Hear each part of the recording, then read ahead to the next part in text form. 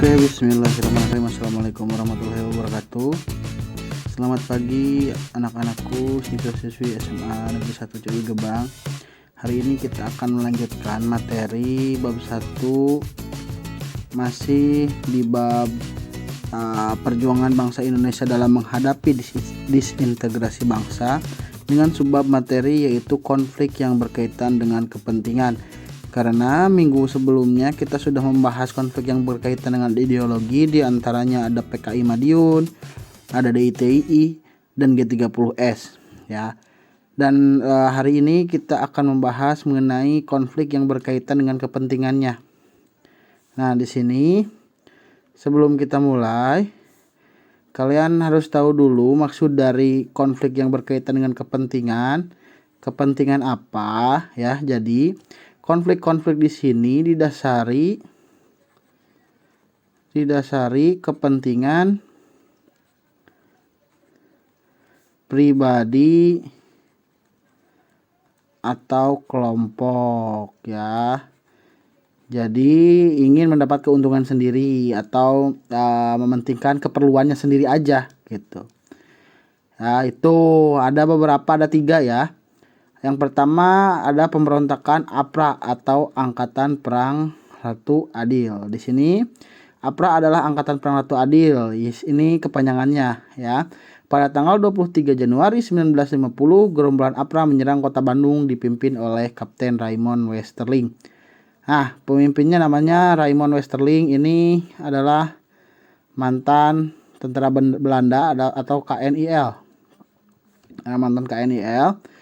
Jadi KNIL ini adalah tentara Belanda yang ditugaskan di Indonesia. Isinya bukan hanya orang Belanda saja, tapi ada juga orang Indonesia. Seperti itu.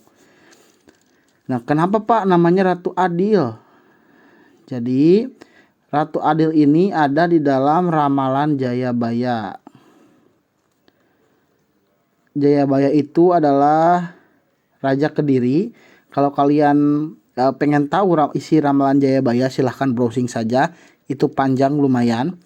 Nah, dikatakan bahwasannya di ramalan Jayabaya nanti kelak di Indonesia ini akan ada Ratu Adil ya, di mana Ratu Adil ini akan membawa rakyat, akan melepaskan rakyat dari kesengsaraan. Raymond Westerling di sini pemimpinnya percaya bahwasannya dia adalah sosok Ratu Adil tersebut. Kalau kalian ingin melihat kisah Raymond Westerling, itu ada di film The East, namanya The East. Itu menceritakan pembantaian di Sulawesi Selatan. Karena sebelum melakukan pemberontakan APRA, Raymond Westerling ini melakukan pembantaian warga sipil, rakyat Indonesia ya, dibantai. Itu di Sulawesi Selatan, ada filmnya, silahkan dilihat saja ya. Gitu. Nah, apa sih yang melatar belakangi APRA, pemberontakan APRA? Di antaranya nih, APRIS yang merupakan peleburan TNI dengan bekas pasukan Belanda menyebabkan TNI enggan bekerja sama. Jadi, ketika Indonesia berubah menjadi RIS, Republik Indonesia Serikat, tentaranya juga namanya jadi APRIS ya. Tentaranya APRIS. Nah, APRIS ini terdiri dari TNI dan pasukan Belanda atau KNIL. Jadi dilebur, disatukan. Ya. TNI enggan bekerja sama dengan KNIL karena dulunya ini musuh. Gitu, ngerti nggak ya? Jadi dulunya mereka ini musuh dan tidak bisa bekerja sama, sehingga APRIS sehingga yang bekas KNIL ini, bekas pasukan Belanda ini menuntut agar bekas-bekas kesatuannya ditetapkan sebagai alat bagi negara bagian. Jadi di sini negara bagiannya namanya negara Pasundan. Jadi Indonesia dulu itu terpisah-pisah ya. Ada negara Pasundan, negara Indonesia Timur, negara Kalimantan Barat, dan negara-negara lainnya. Gitu. Itu negara bagian dulu ketika RIS, Republik Indonesia Serikat. Nah, karena APRIS ini tentara pusat, dan KNIL ini tidak bisa bekerja sama di tentara pusat dengan TNI. Jadi KNIL menuntut agar mereka ditetapkan sebagai tentara negara Pasundan. Gitu. Nah, menuntut. Lalu yang selanjutnya, pertentangan antara golongan unitaris dan federalis. Maksudnya unitaris dan federalis ini apa? Jadi unitaris ini adalah, kemana ya? Set kadinya. Unitaris ini adalah golongan yang ingin Indonesia menjadi negara kesatuan. Sedangkan federalis ingin Indonesia menjadi negara federal, terpisah-pisah. Gitu. Ada dua golongan. Nah, kalau ditanyakan KNIL ini ingin mana? Ya jelas ingin negara federal. Karena kalau menjadi negara kesatuan, mereka akan bersatu dengan TNI enggak mau. Itu kepentingannya di sana ya. Lalu yang selanjutnya, ultimatum APRA tidak dihiraukan pemerintah. Jadi keinginan mereka untuk menjadi tentara negara Pasundan itu tidak dihiraukan atau diantepkeun, dicuekin ku saha, ku pemerintah. Gitu. Terus naon wae cenah. Ya, sebelum ini pemerintah segera melakukan usaha-usaha ya sebelum ditumpas. Emang APRA naon wae. Nah, jadi APRA itu melakukan di dianya APRA membunuh astagfirullah setiap TNI yang ditemui mereka. Ya, yang ditemui ya dosa-dosana gitu. Jadi yang mereka lakukan ya. Tengilna APRA. Lalu merampas hak rakyat, merampas harta rakyat. Nah, gitu ya. Jadi APRA membunuh TNI yang ditemui. Pokoknya tiap mereka menemukan TNI langsung dibunuh. Itu sehingga pemerintah langsung selanjutnya melakukan usaha-usaha penumpasan sebagai berikut. Yang pertama, mengirim kesatuan-kesatuan polisi dari Jawa Tengah dan Jawa Timur yang saat itu sedang berada di Jakarta. Jadi disatukan ya. Polisi-polisi dari Jawa Timur dan Jawa Tengah itu disatukan, membantu untuk melakukan pengejaran terhadap APRA. Mengejar dan membersihkan dan menahan tokoh-tokoh yang terlibat. Jadi langsung tokoh-tokohnya siapa aja yang terlibat ditahan oleh pemerintah. Ya, pokoknya kacium bau-bau membantu APRA langsung ditangkap oleh pemerintah. Mereka melakukan hal ini di mana? Di Bandung. Nah, di Bandung. Lalu ketika kegiatan mereka di Bandung ini terbatas, lalu pindah kemana? Ke Jakarta. Naon ke Jakarta? Mereka ke Jakarta untuk ini. Merencanakan dan menangkap dan membunuh juga menteri-menteri RIS, tetapi usahanya mengalami kegagalan. Gagal ya karena berhasil dicegah oleh pasukan kesatuan dari Jawa Tengah, Jawa Timur yang sedang berada di Jakarta. Itu. Nah, Westerling juga mendapat dukungan Sultan Hamid II. Siapa Sultan Hamid II ini? Ini adalah Sultan Pontianak di Kalimantan Barat. Namun Sultan Hamid II dapat ditangkap dan Westerling melarikan diri keluar negeri. Ya, jadi Westerling tidak diadili di Indonesia. Seperti itu untuk APRA, pemimpinnya adalah Westerling, Raymond Westerling. Lalu next. Yang selanjutnya adalah pemberontakan Andi Ajis. Jadi ini Andi Ajis nama orang ya. Pemberontakan Andi Ajis. Pemberontakan terjadi pada tanggal 5 April 1950. Sama ya, tahun yang sama dengan APRA. Nah, tujuan dari pemberontakan Andi Ajis ini apa? Yang pertama, menuntut agar pasukan APRIS bekas KNIL saja yang bertanggung jawab atas keamanan di daerah NIT. Sama saja ya seperti APRA. Kalau APRA mah di negara Pasundan, di Jawa Barat mun ayeuna mah. Lamun lamun pasukan Andi Ajis ini di mana? Di NIT, Negara Indonesia Timur. Itu.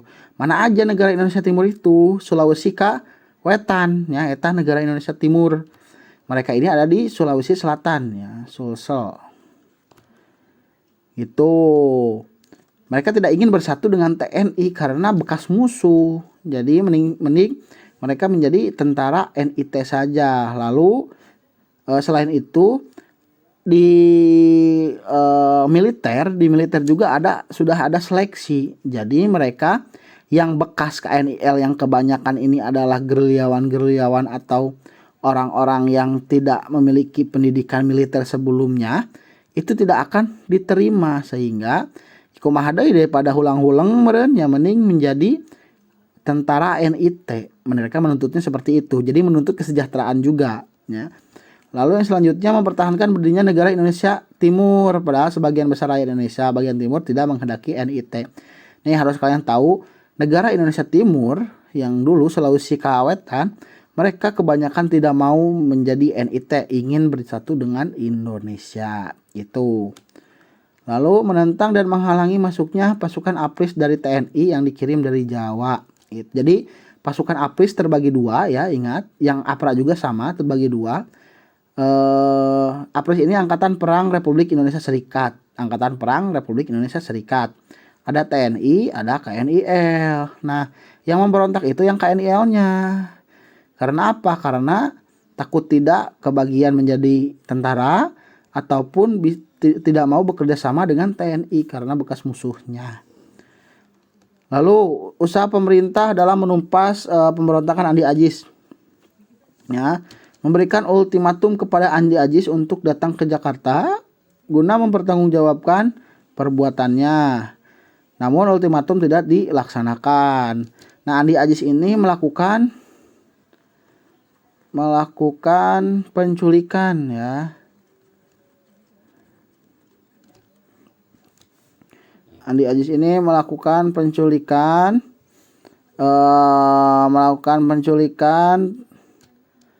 sehingga pemerintah melakukan sikap tegas terhadap Andi Ajis. Juga Andi Ajis juga menduduki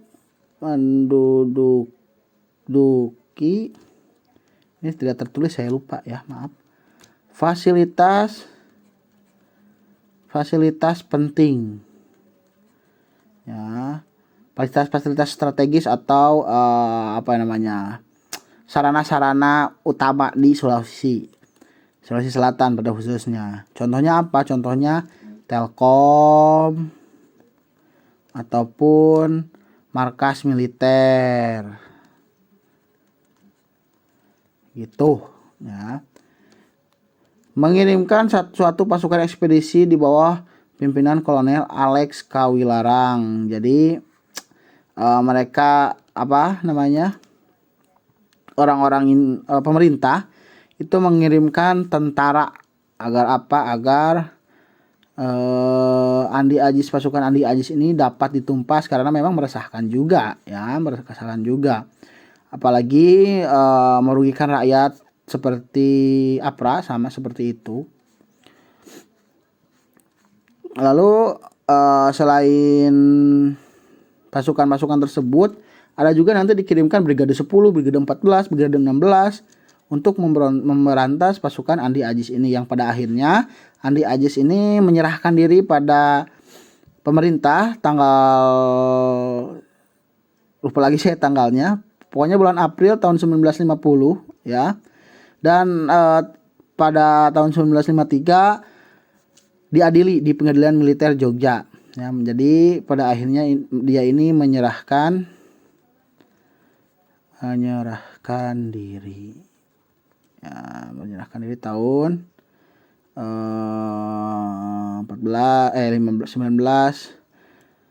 1953 diadili, dan diadilinya tahun 1953 gitu. Itu Andi Ajis. Jadi Andi Ajis menyerahkan diri, namun Westerling kabur. Nah, ini Andi Ajis nih. Yang selanjutnya ada pemberontakan RMS Republik Maluku Selatan. Nah, pada tanggal Republik Maluku Selatan. Nah, pada tanggal 25 April Dr. Christian Robert Stephen Sumokil, Jaksa Agung dulunya, Sumokil namanya ya, Jaksa Agung NIT ya, memproklamasikan berdirinya Republik Maluku Selatan. Berarti tahun yang sama dengan pemberontakan APRA dan Andi Aziz. Lalu latar belakang peristiwa ini adalah krisis yang melanda NIT ya. Selain krisis yang melanda NIT, juga rencana pembubaran NIT karena Dr. Sumokil ini ingin NIT terus berdiri meskipun memang krisis gitu.